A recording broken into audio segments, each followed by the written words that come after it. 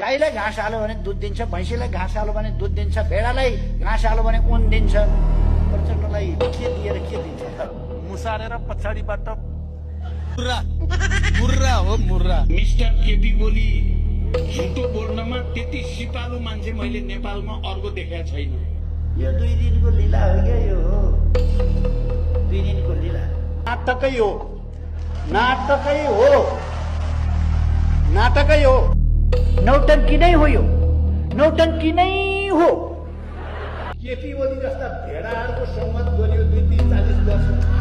अलिअलि भेडा जस्ता हामी पनि भाछौँ कि क्या हो? केपी ओली जस्तो भेडासँग संगत गरेर पनि के भयो आफ्नो त बुवासाको मतिक जाँदै गएर। यो अलिकति लाज घिन भन्ने त मान्छेमा हुनुपर्छ क्या। गोरु नाङ्गो देख्दा मलाई लाज लाग्दैन। टेलर मात्रै हो, हेर्दै जानु सिङ्गै फिल्म देखिन्छ। सधैँ टेलर मात्रै किन प्रचण्डजी? सिनेमा चलाउनुहोस् न तपाईँको हलमा। हल किन रित्तै? किन ताला लागेको छ तपाईँको हलमा? सिङ्गै फिल्म देखिनेवाला छ। उहाँलाई त रमाइलो भए जस्तो क्या, देश बर्बाद भइरहेछ। उहाँ त बडो जितेको विजेता जस्तो।